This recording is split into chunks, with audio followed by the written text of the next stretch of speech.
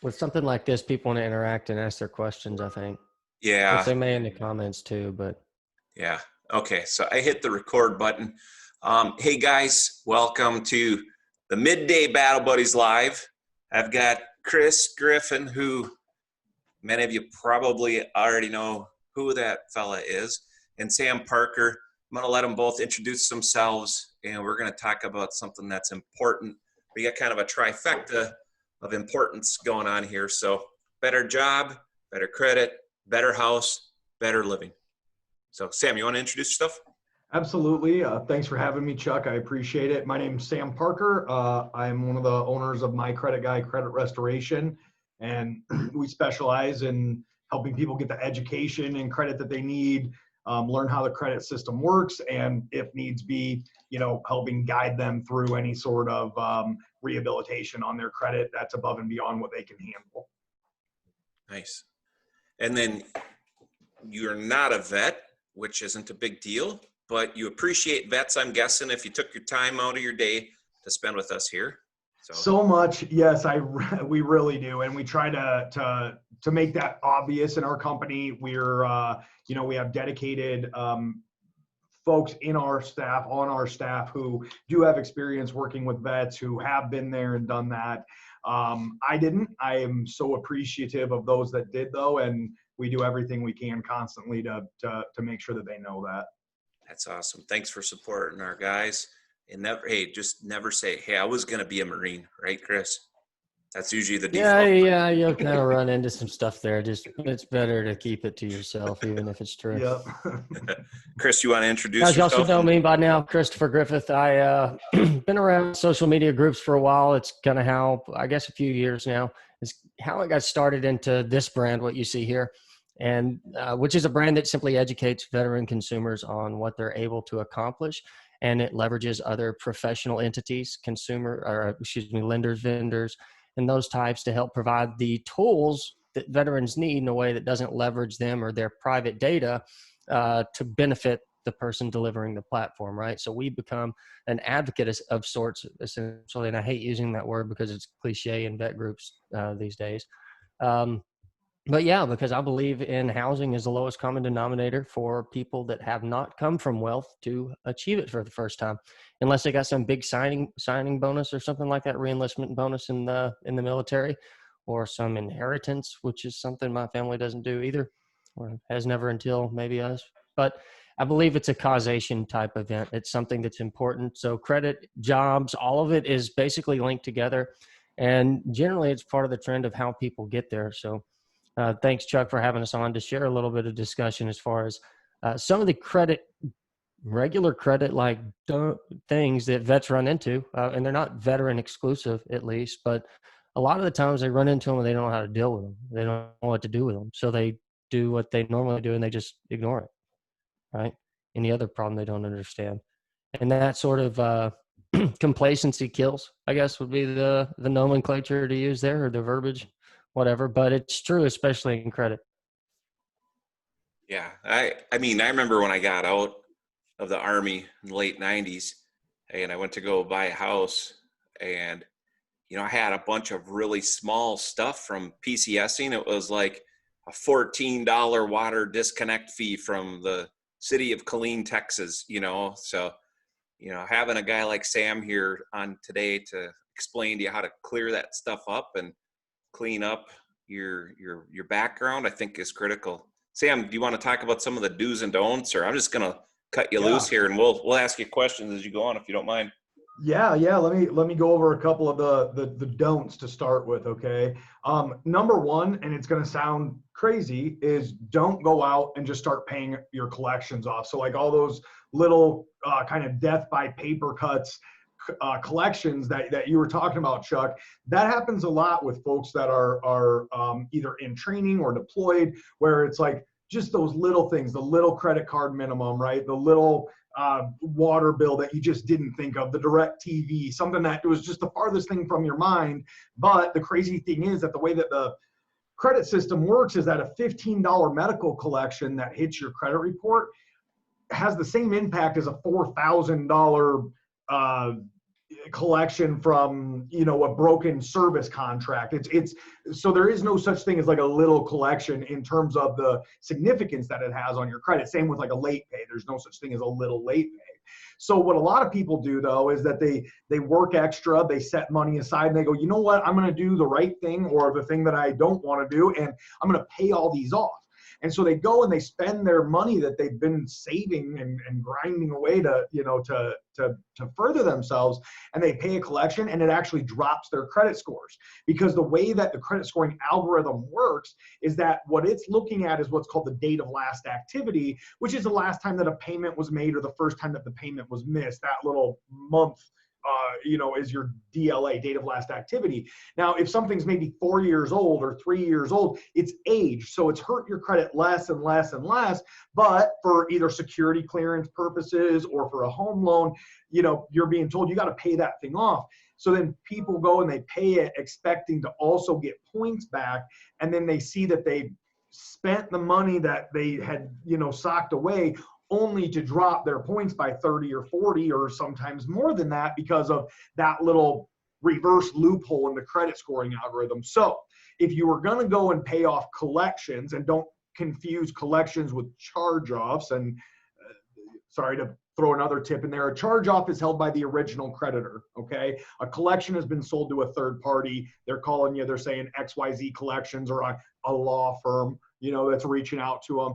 And what they would want to do, it's kind of a do or all or nothing in a lot of cases, is either they're going to give them a pay for deletion, where they say, listen, I will pay this debt off, but you got to remove it from the credit report because I know it's going to drop my score.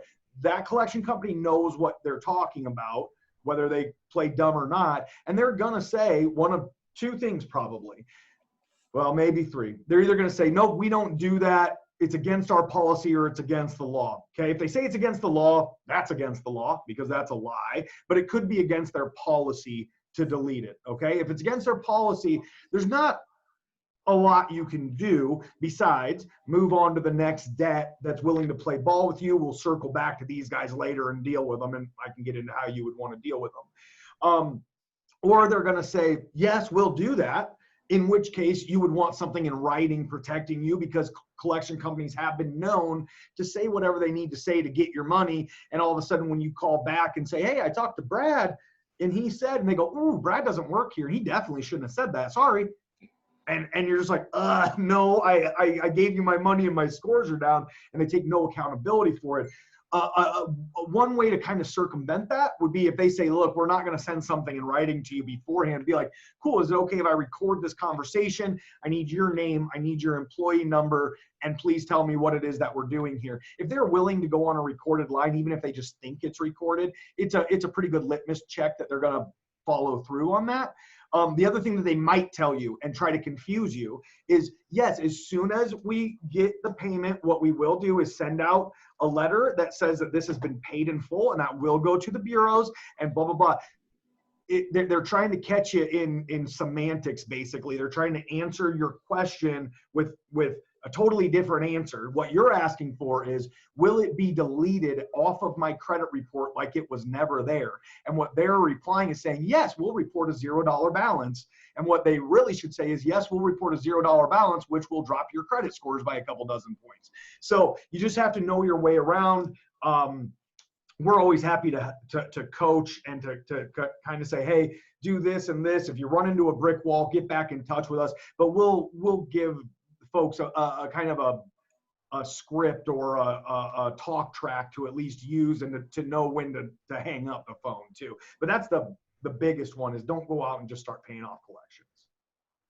Yeah, a lot of people don't understand the impact that average ages of accounts have, and even a collection of something bad that's super old may have a positive impact in that at least one segment. So when you close it out completely, then the negative is still there, but any positive attributes to it would go away at that point, which is, I think, another causation to it.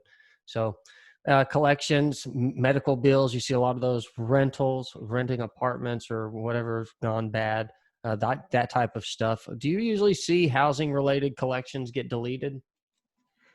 More than you'd think. Yeah, actually, that is one of the areas where they do seem to play ball is, if especially if we can write a goodwill letter. And that's what a lot of, credit repair firms don't realize, and B, in like consumer forums, you always see the people being like, oh, you got to be so aggressive with this. And it's like, I mean, you don't want to be aggressive with somebody that you're asking a favor from. So if you just simply say, look, I'm serving our country. This was what this is. I want to give you your money, but by no means was I trying to be negligent. I just, did this. That is going to result in a lot more deletions than saying, this shouldn't be on my credit report. You better remove it or else I'm going to sue you, which is kind of that talk track that so many preach. And it's just like, lying and being aggressive really is not the best way to go right out of the gates. So owning up to it basically is the best practice. It really is, especially when you look at it like the end goal, right? Which is either a better job or home ownership or both.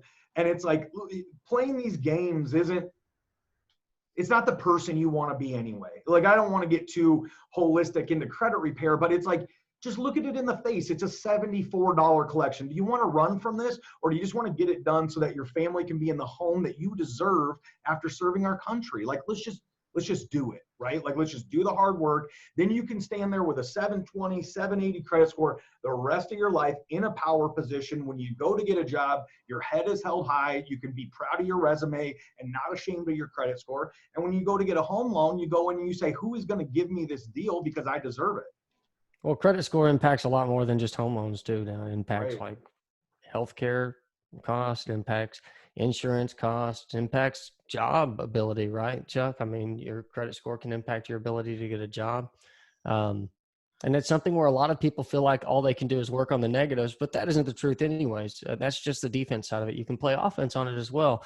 And so talk for a second, Sam, about probably the number one, number two things for them to do as far as credit building goes.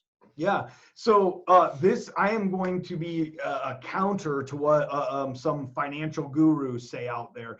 And I'm going to say your way to having great credit goes through credit cards, because the credit scoring algorithm is a game that you didn't design and I didn't design. And we don't get to pick the rules because we don't own all that money that we want at, right? So the people that are going to give us the money, give us the jobs or whatever, they design the algorithm. And so we have to play by their rules. The riskiest part of this assessment, if you look at it like the credit scoring algorithm is a 5-part assessment, right? There's different pieces of the pie. 30% of your credit scoring algorithm is made up of credit usage. And really what that boils down to is your use of credit cards, okay? It's not looking at your auto loan necessarily and seeing because you can't pay an auto loan down and then use it again, right? So it's not a revolving account. And so they want to see the riskiest section of that pie. They want to see how you do with it. So you got to have credit cards to even kind of qualify to participate in that 30% test. Okay. Yeah. It's like the military knows this is shut up and color. Right. It's just like a field day. It's going to be stupid. But if you don't do it, it's going to be stupider. Yeah. Who wins? The person that says, I won't have credit cards, I don't need them, or the person that says, I have a couple credit cards, I manage them, and look at my new house that my family gets to live in. Right. It's just not the place to fight your battle. It takes a couple accounts usually to build it up at least positively over a few months of usage, right? And you don't. Yes. So ideally, what I want to see on a credit report is at least 2 credit cards.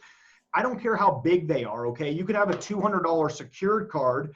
That it's all about how you treat it. The credit score. One of the cool things about the credit scoring algorithm is it's set up to not reward people for making more money. It's set up to reward behavior and responsibility. So if I have a $20,000 credit card, okay, and I'm using $10,000 of it, I'm at 50% balance to limit ratio, and that's what I'm scored on. If I have a $200 credit card and I'm only using $50 of it, I'm at 25% balance to limit ratio. My score would be, if everything else were the same, my score would be higher than the guy that has the $20,000 card. It's about usage and how you do it. So the credit scoring algorithm wants to see you be riskier more than once. It likes to see 2 credit cards at least. and it wants to see you use them wisely. Wisely means 50% and above, you're going to send out red flags to the credit scoring algorithm. It's going to go, oh my God, they're cash poor. They're using these credit cards in place of cash. So keep it below 50%. If you can, I would never go above 30%, maintain 30% and below. And in a perfect world, if you want to play the game, get all the points plus the extra credit, you keep it between 5 and 10%. When you pay it down to zero, keep it down to zero. You're not playing the game. You're just sitting on the sideline. So they want to see you in the game and doing well. Keep it between 5 and 10%. Chuck, do you know what your credit scores are? Your FICO scores? It probably starts with a 2 or a 3 or something like that. Is it all those CDs you got in the 90s? Yeah, I actually have one of those credit monitoring things. I just got a notification, like as we hit the record button on here. So like my quarterly reports available or whatever. I don't know. It's kind of like, so I used to be pretty fat after I got out of the Army. I was 300 pounds, within like 5 years. And credit's kind of like that, right? Once it kind of goes to hell and you realize how hard it is to get back into shape and how, same with your credit score, you kind of value that a little differently than just taking it for granted. Yep.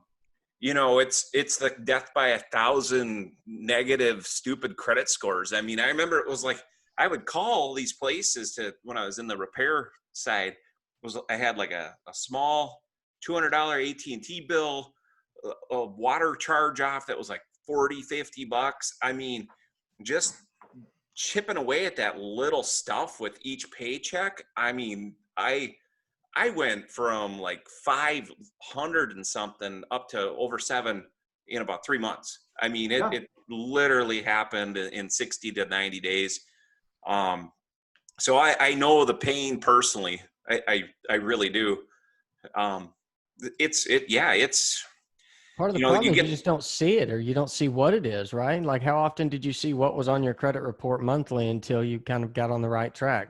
Yeah. And then, right. It's kind of like having a scale in your bathroom versus at the doctor's. I mean, when do you want to be surprised every morning you wake up, or, that once a year you go in for your physical? I mean, I'll pick it's probably time to lay off the heavy beer and go with the light beer, or get in the gym a little bit more, right? So no, I was in financial services about 20 years ago, and this would have been a barrier to me being able to advise people on their money, right?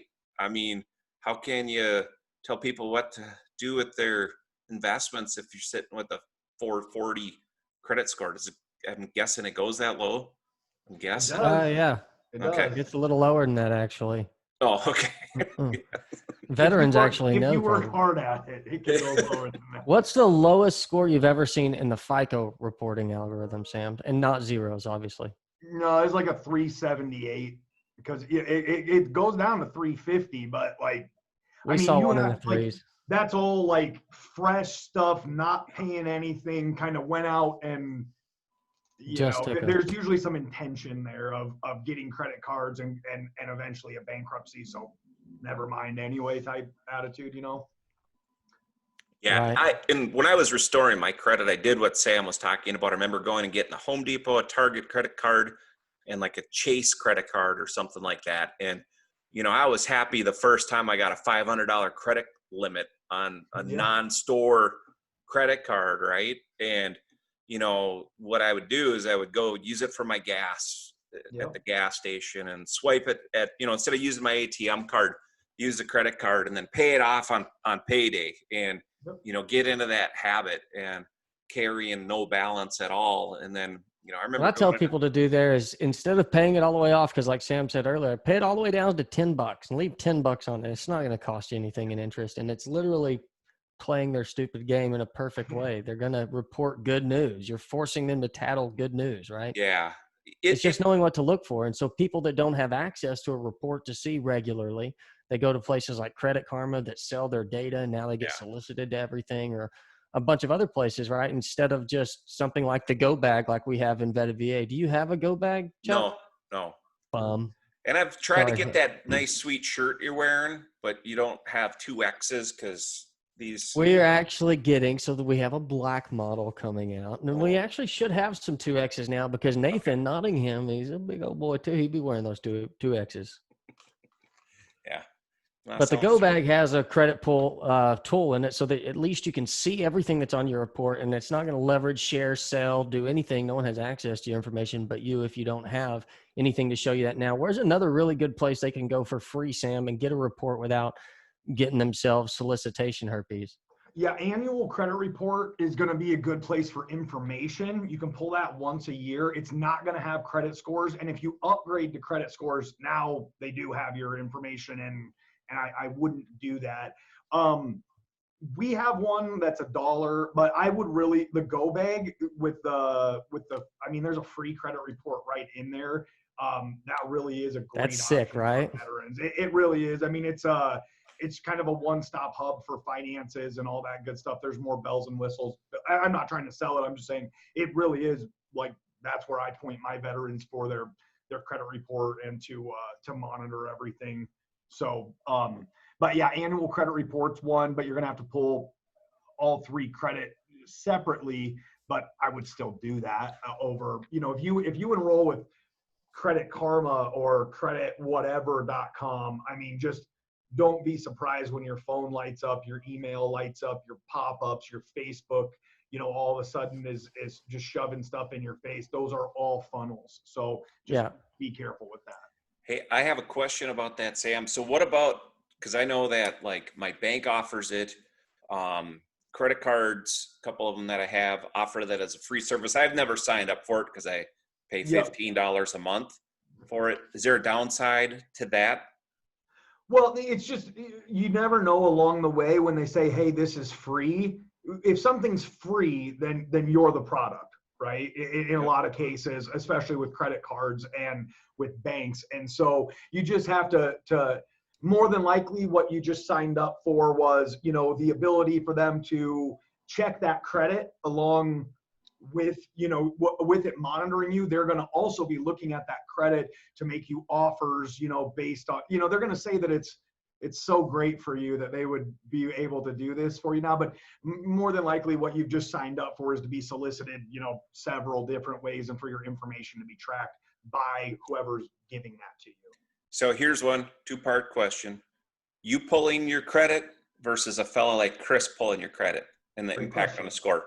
Great question. So in the lending world, if somebody does what's called a hard inquiry, you do have technically a 45-day window in that industry and I'm going to tell you something that you wouldn't want to do, but could, just so I can explain the way that this mechanism works. Okay.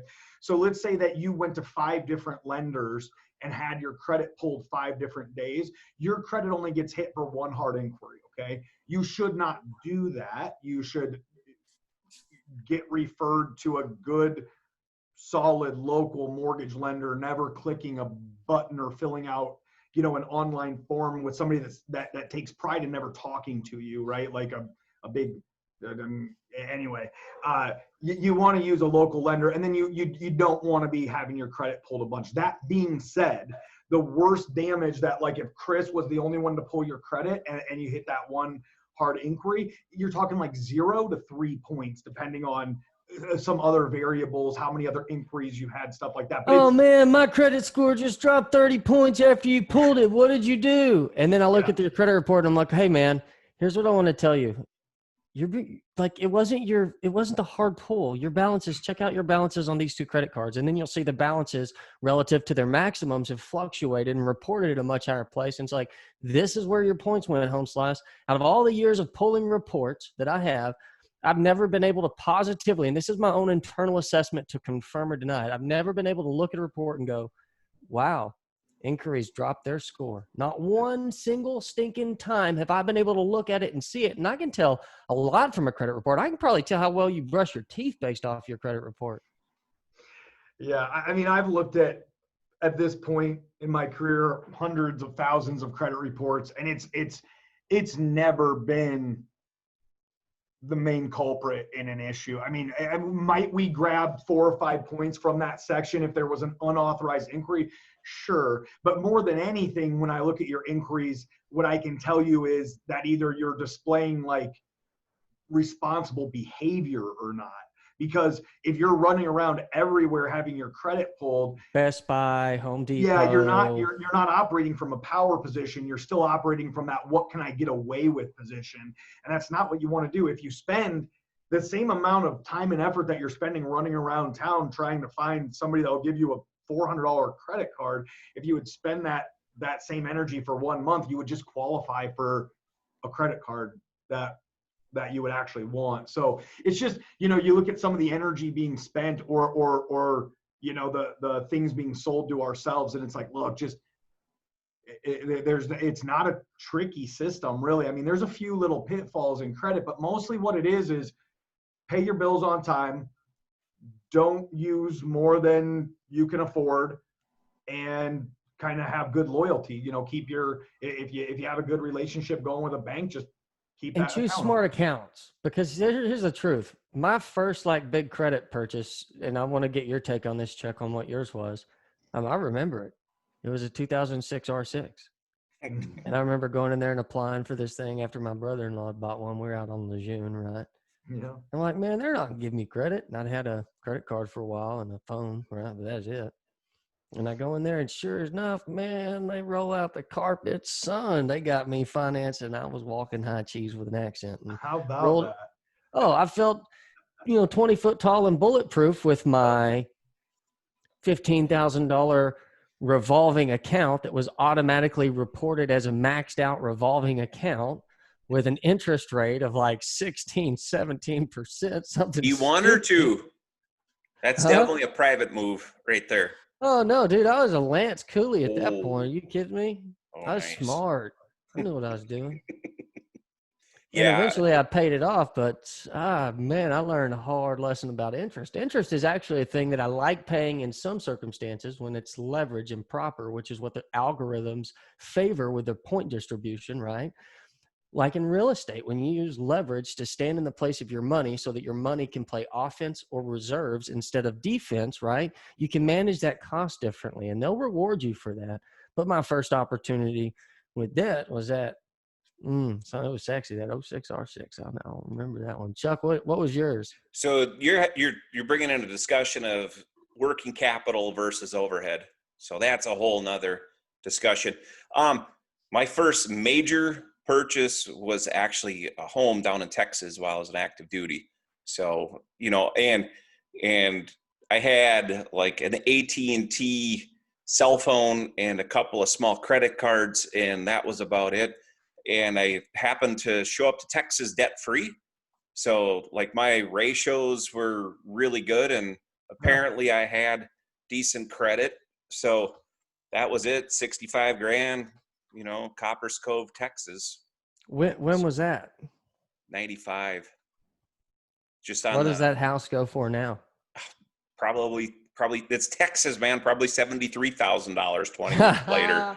I mean, you're hilarious. Yeah, I mean, here in Minneapolis, just the 1/8 acre that I live on is probably $110,000 just for the property itself. So it's a little different down south. I will get back down there when my son graduates high school in 2 years. You plan to move back to Texas? Out of Minnesota. So I mean, I don't blame you there.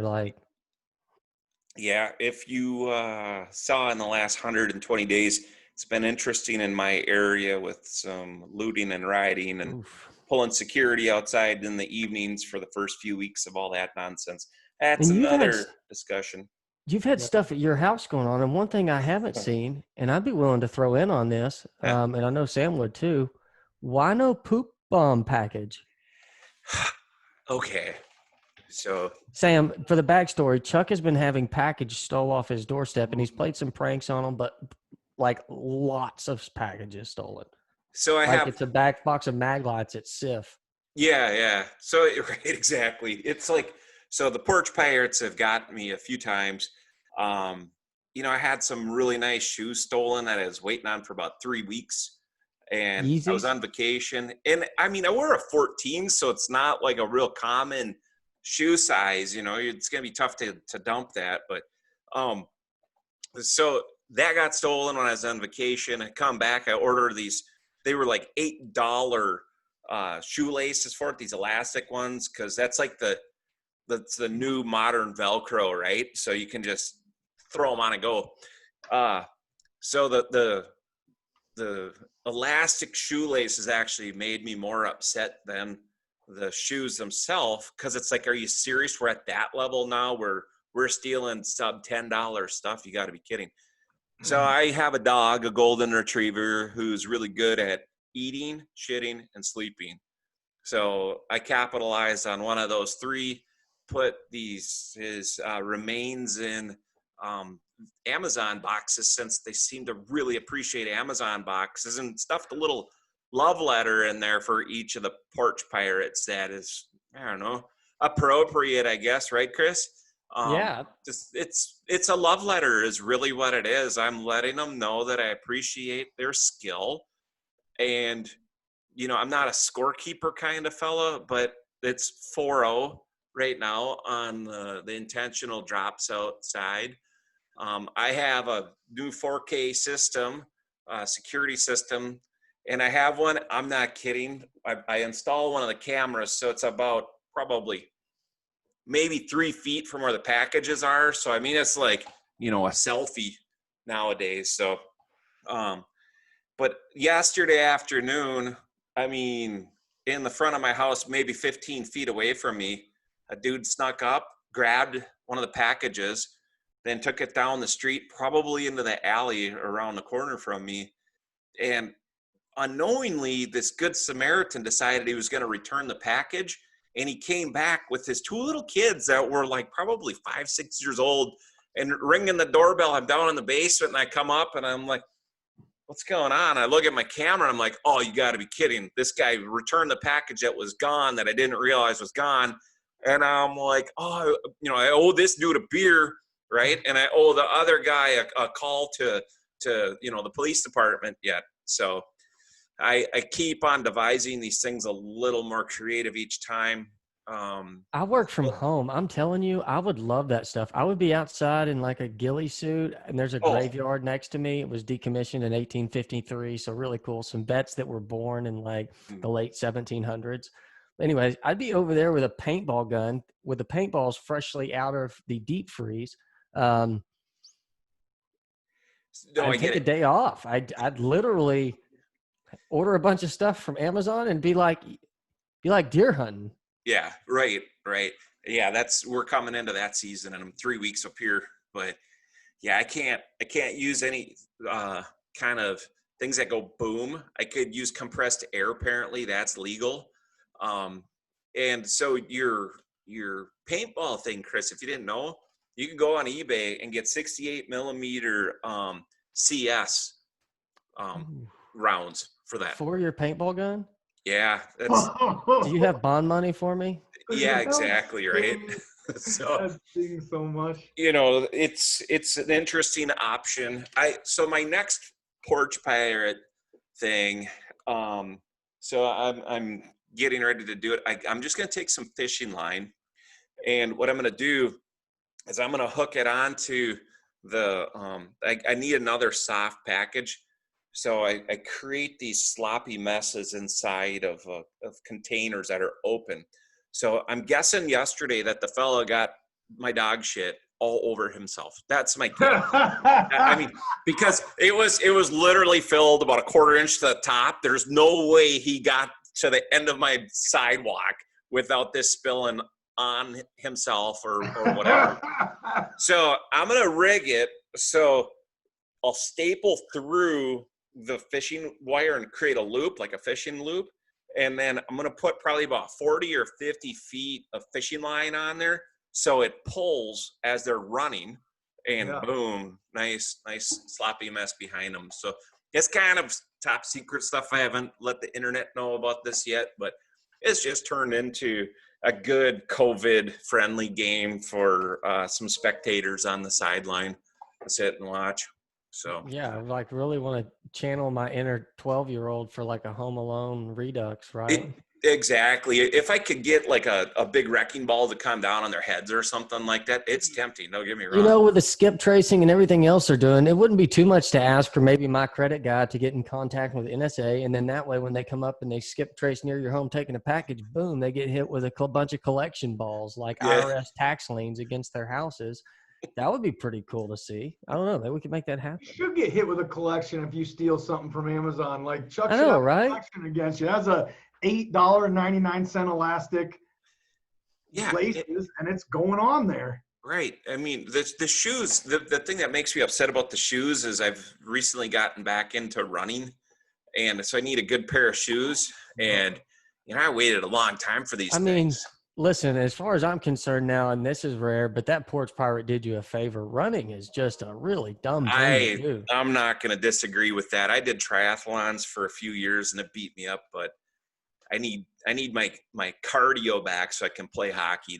Just go outside naked in the winter, man. Shivering. I lived in Colorado. I'm a cold person, right? I lived in Colorado for about 5 years, and now I swear to you, my mitochondria are still working anytime it gets cold. That's all you need. Yeah. Work at the cellular level.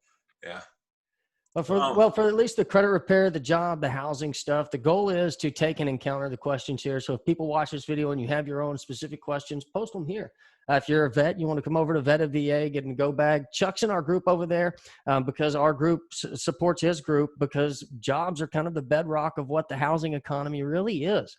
Just so y'all know, the housing or the job market completely goes kaput and falls apart. There's going to be a lot of change in the housing market. And that's why you see things like the new stability package that was just declined. There was a moratorium for 12 months on landlords being able to collect rent from those impacted by COVID. What would happen there is you would cause a massive wave of landlord default, and banks and other central entities would take over the assets. And it's not a good thing for the private side, us collective humans, versus the public side and the systems and the private corporations. So it's an important thing for everyone to get in line on all of these base layers so you can have some security and not be left out. And then after you get past your credit being repaired and maybe into a house, right, you start working to free up some of your equities like Chuck mentioned a second ago we were talking about. You don't want all of your value that you've been able to accumulate to sit in a storage bin losing value from inflation or playing defense when it should be free and playing offense to help you grow. Inflation's the thing that's going to eat you alive. Credit being garbage is the thing that's going to never let you compound the things that you have with risk aversion through debt.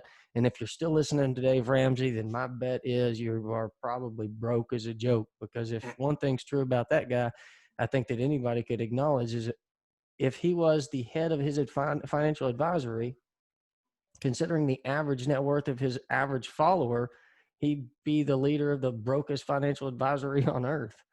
I mean, there's a certain part of his information, I think, that's valid when it comes to not overspending or outspending and accumulating and aggregating your cash flows, right?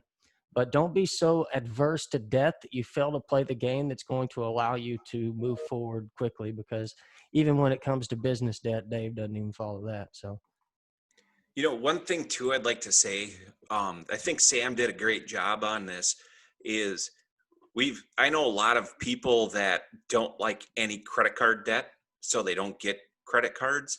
I remember when I first got out of the Army, my first job was selling cars, and I'd have these guys, these local farmers come in, and they would literally have no credit, right? No credit cards, no nothing. And we couldn't get them financed to save their lives. Yep. So, having that, $200 or $500 credit card that you just keep the balance at, $10, $20. So it shows responsible credit. I mean, that goes pretty far, guys.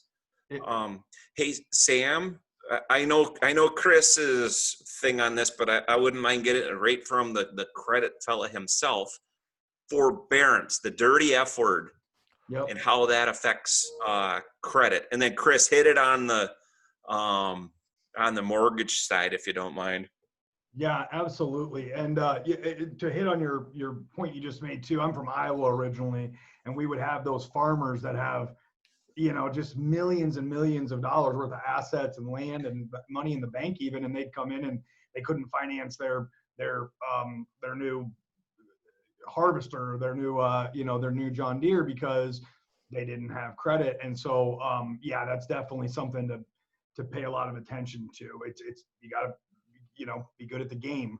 For forbearance, it depends on what you actually got yourself into. Okay. So in general, let me talk about most of them. Most people did kind of just like a pause. Okay. When it breaks down to it, is that they called their mortgage company. They said, COVID or something else, if you're in some other kind of forbearance, is, going to stress me out, or I might not be able to make payments. So what the companies did was they paused your payments, but they continue to accumulate. And what is typically expected is that you will cure that in one way or the other once that time is up. So basically what most people got was like a 3-month break on their payments, but on the 4th month, they are expected to pay not only the back payments, but that current payment as well. So they would have 4 payments that they would need to pay. Most people, if you had to take a break from making your mortgage payments during COVID, weren't stocking extra money up. They were trying to pay their bills. So the chances of them having 4 payments is very slim. And so then at that point, what would need to happen is either basically like another conversation with that servicer and a restructuring of that debt where it's spread out over, and I'll defer to Chris here real quick. But if you don't make that payment, and if no other arrangements have been made, you run the risk of all of a sudden being not 30 days late, but 90 to 120 days late. And at that point, then you're looking at foreclosure proceedings started. Now, I know that there's protections right now with the CARES Act and some other things like that, where some of those things are being delayed, but they're being delayed. It's not, you're going to have to deal with it sooner or later. Chris, what are you seeing right now with, those options for cure? Is it almost always you need to make those 4 payments, or are they letting them spread them out, sticking them on the back? There's stuff all over the map here. There's directives that have come out that said they can't be made to demand a cure. Basically, that would be tantamount to a default type or a demand notice type. But lenders aren't required to necessarily participate, I don't think, in those loans either. So a lot of them are not, because what they're worried about is doing that loan and then having the person, if they haven't shown any other ability or desire or willingness, I would say, to maintain that obligation, then lenders aren't wanting to take the risk on whether they would if something similar occurs here soon or soonish again. So there are a few lenders that are allowing it and that are building it in, or basically working it into equity, or there's some other catch-ups that a lot of people are just making the payments because they held on to the money that they had. They didn't necessarily need it. What I'm finding, honestly, is a lot of people, not that they didn't need it, they needed the reserve. They needed the security to know that if they had to have that they could. And a lot of them have simply caught up. But it has to do with the lender, to tell you the truth, on what they're allowing and what they're not allowing with the COVID overlays. But for the most part, I will say to everyone that watches this, if you go into forbearance, expect some negative impact. Even if it's not long-term or major, you're going to have some negative impact to any new credit pieces, especially housing related, in the vicinity of those forbearance activities. The other thing to keep in mind is that during that forbearance period, you're not going to get the positive credit for that account either. So it may seem negative because, like, if your credit score is a bunch of positive numbers added up, right? Like you get 30 points for this and 10 points for this and 60 points for this. Like if you broke it down like that, then if your biggest, your home is one of the biggest factors, and it's like, take that out of the equation for the next month. It's not negative, but the lack of having those positive points and that positive pay history is going to have an adverse effect on your score. It's not that you got punished for it, but you're not bringing everything to the table that you brought 1 month ago either. So you got to know that if you know and are educated about it so that you don't freak out about it, that's a good thing. So just educate yourself and make sure that you at least know what's going to happen, what needs to happen, and that you don't put yourself in a bad spot for sure.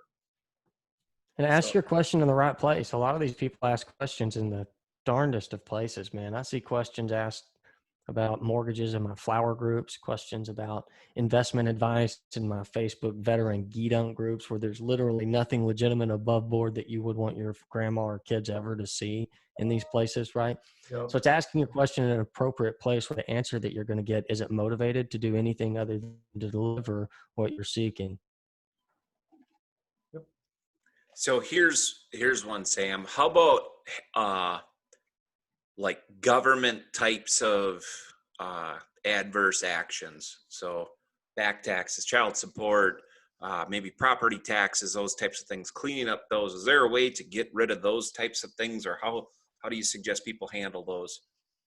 Honestly, most of those are going to be removed from the credit report as soon as we can either show that they're paid or even that there's a payment plan in place that has been acknowledged and stuck to by the consumer. So there's a lot like tax liens, for instance, or child support. There are forms that you can file, letters that you can write that say, look, either this is paid, we'd like it to be removed. And most of those public records are expunged from the credit report once you can show that they've been taken care of. There is no statute of limitations on those government debts. So sticking your head in the sand and hoping they go away, like it may have worked with like a medical bill, that is not going to happen. Those things are going to follow you forever. But if they're government backed, typically once we can show that we're making good on it, they're gonna meet us in the middle and either remove it from the credit report or like roll it into a new account that's nice and pretty, and they're gonna close out the negative account, and then we can go back after that negative account and try to get it removed. Now, in terms of working through the debt, if there's something wrong with it, if you disagree with it, then they're still held to the same standards of the Fair Credit Reporting Act. It's not like they don't have to answer, and it's not like we don't get things like that removed. But again, our tone with everything is like, look, I mean, is this child support yours? We are not going to dispute valid child support. I want my clients to become good borrowers, good humans, right? And so, we're going to help them work through that. We're going to tell them, because a lot of times people are embarrassed about their debts or they don't know where to start. And so they don't start. And so many times it's just us either coaching the client on what to do if they have some confidence, or making a 3-way call with them and just saying like, look, I got Chris on the line here. He got a little bit behind on this. He's not sure where to start. We understand that more than likely what he would need to do is this or this. Are we right on that? And they're like, yeah, actually, here. And it's a pleasant conversation, and then they deal with it. And then we will, in addition to that, go after it on the credit report, just to kind of follow up and follow through on them. A bankruptcy, something like that public record, that's going to have a statute of limitations. On a Chapter 7 bankruptcy, that's going to stay on the credit report for up to 10 years. And on a Chapter 13, which is just a restructuring, not a wipeout of the debt, that's going to stay on there for 7 years. But the other, government-backed debts, we usually have pretty good success with getting those removed, just once we show that we're being responsible with them. Okay, so how about age stuff? So I sat in a seminar here, I don't know, it's probably 5 years ago. I assume this stuff changes on the regular, how to handle it. So this guy said that if you have debts that are, I think, 7 years and a day, that they are not allowed to collect on that stuff anymore. And if you make a payment towards it, it starts the time clock over. Is that, as far as you know, true? There's some things in there that we can pluck out and clarify. So there's statute of limitations on debt, both for collection, how long a company can actually collect on that debt, how long you actually legally owe it. But then there's another set of statute of limitations for how long it can be reported to credit. So in terms of how long they can collect, that's going to be a state by state situation. And you can literally Google statute of limitations by state, and you'll get a nice chart there. I can send one over to you that you can share as well, Chuck. But it's state by state, but here's how it works. It's like, say in California, which is very like a very consumer protection heavy state, right? You might have a debt that you agreed to, but they can only legally collect on it for 4 years after you default on it, right? And so, yeah, they can't legally collect, but they can also still continue. The federal standard for credit reporting is 7 years. So that debt could still be following you around. And yeah, you might not have to actually pay it, but no, you're not getting a home loan either. And so a lot of people get caught in that little gap of, well, what do I do? Because I don't technically have to pay it. And I say, look, we can fight the fight and say, listen, this client doesn't owe this based on the statute of limitations, and they can come back and say, based on the FCRA, we got 2 more years and we're going to stick to it. And then so many times it's just that decision of like, are we really going to let this thing hold you back, or let's just work out a settlement, pay for deletion type thing. But yeah, we run into that an awful lot. Chris, what else? Oh, I think you're on mute, Chris. One of the first guys I helped to repair some really rough credit. He had a score in the 400s, and he had this old collection for a vehicle that had bounced around on his report for almost 10 years because it was activated, started some settlement, then declined, and basically kept it rolling. But we took him from like low 4s to mid 6s in close to 10 months, and it involved working on settling that account and a few other pieces, but nothing too crazy. So I think a lot of the times people feel like things are just too bad to begin work on one thing. They see all of it at once. And the takeaway is don't, focus in on one bad thing at a time, address it, get a plan in action going around it, and be prepared. Like preparedness wins the day. And that's where most people, I think, fail. They see it all, they get overwhelmed, and then they don't do anything. Yeah. Yeah. And I'll tell you right now, somebody who is serious about this, there's not many situations that, and I'll say us, but I would also, walk somebody through in general what we do. It's just, we do a lot of the heavy lifting, but I can get most situations to being able to qualify for a home loan, at least credit wise, within 6 months or so. As bad as it is, most people really only need 2 to 4 months if they're following the right track. If they come into credit repair thinking like, how do I just get everything off? And then they're reading forums about the tricks and how to get items deleted that don't work. The credit bureaus, it might work once and then the credit bureaus catch on to it. But if they come into it with I just don't want this to be a problem the rest of my life, and how do I just make it good and walk with my head held high from now on with a 700 plus credit score, that person who is running alongside of us, not we're not dragging them. There's not very many situations where you can't get them turned around in 6 months or less. It's not a 2-year project. It's not a year project in most cases. It's okay. First, let's do this. Then let's focus on this. Then this, and oh my gosh, you're done. Great job. I mean, it's not that complicated. You're muted, Chris. Sorry, I just had a 5-year-old interrupt me. I shushed her out of here real quick. Hey, Chris, I mean, I see these kinds of stories on your page often, right? I mean, people are celebrating, hey, There's some pretty crazy wins. Score, and now I'm in a $500,000 house, right? Yeah. And it doesn't take long. I mean, I've seen these in under a year common. Yeah, I mean, honestly, it's something where if people just buckle down and actually work on it, they're fine. It's the ones that procrastinate, the ones that don't want to take responsibility, the ones that don't want to deal with it yet. Like we all get stuck in those places, guys. And it's not just with credit, right? That's know this. We get stuck in places where we don't want to move forward to better or whatever. We're just kind of stuck in a hole. And that's the mentality you have to break away from, and you have to force to get out of it. And with credit, it's really just not that hard. It takes a little bit of resolve and usually a few months, honestly, to impact it in a tremendous way so that whatever they were trying to accomplish, they can. And not much longer than that, generally, to get it into a place to where all of the other things that are impacted by it have a better position, right? Like, because it does impact a lot of the other things that you have cost and payment around in your life. So with a plan that, I see posted, hey, 620, 650, can I get a VA loan, right?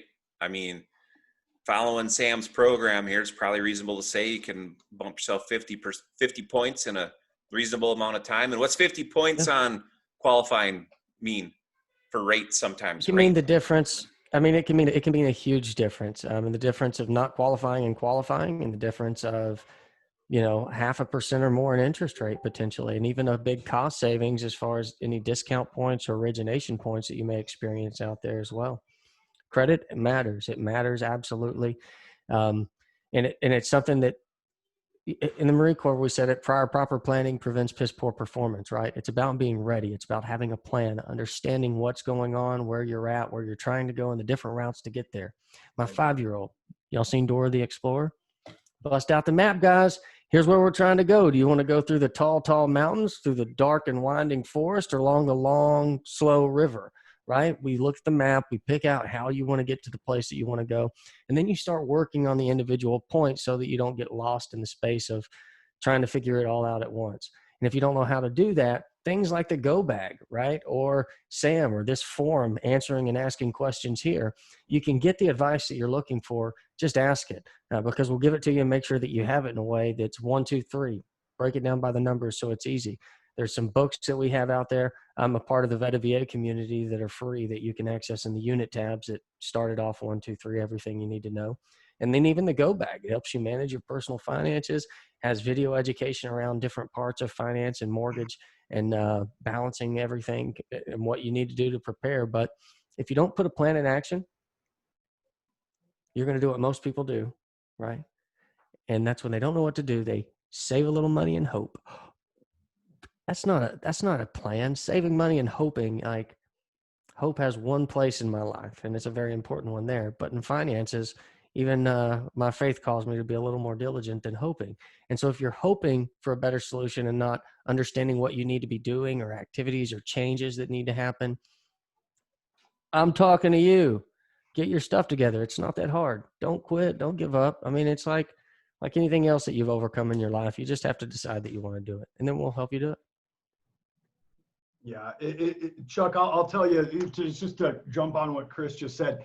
It's something that you need to be intentional about, because there's no need to float through it when it's not that complicated. You might not like where you're at. Just, Chuck, you talked about, when you were bigger and then when you lost weight, right?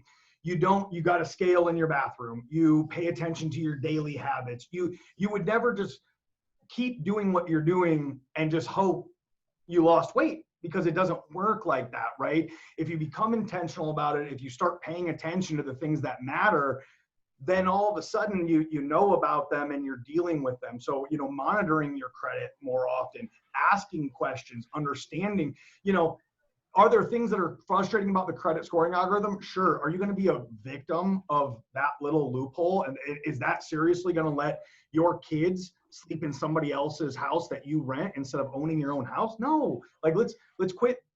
Even if it's not fair, even if it's, let's say that the credit scoring algorithm is total BS. Okay.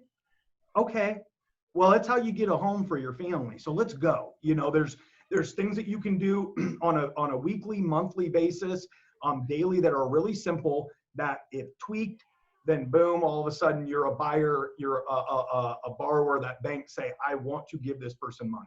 So I was reading a housing study one time, and the stat that popped out of all of it, it's a pretty incredible study, but the stat that popped out of all of it was basically something that stated that if you have daughters and you want to give them the highest opportunity of having a child out of wedlock, then you should rent a home during their entire childhood development years. wow. Like, huh? Wait. What? Like, what were the questions that led up to that epiphany in the way that they wrote it out to be, which was very solid. And it's really more of a correlation study that they mapped into, but the percentage was so high that it was like, it's like if I invite you over to my house for dinner and I'm like, don't sit in that chair, your percentages of getting salmonella are 12 times higher. Like, even if it's unreasonable, you're going to be like, oh, okay. And you're going to sit in a different chair probably at that point. And so for a lot of different reasons, I would say that a lot of people understand that a home is one of the best financial investments you'll ever make in your life. But the truth of the matter is, especially for me, having traveled a lot, my family, my 3 kids are born in different states, right? A home is probably one of the biggest investments I've ever made into my family.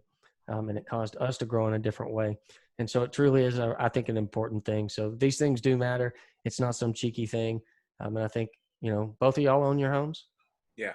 Oh yeah. Yeah. I once you realize the power of ownership, and I'm not saying this to make anybody feel bad, you'll feel sick to your stomach if you're paying somebody else's rent, because you're either writing a check out for the same amount that you would have to pay for a mortgage, and it's gone. You never see the benefit of that again.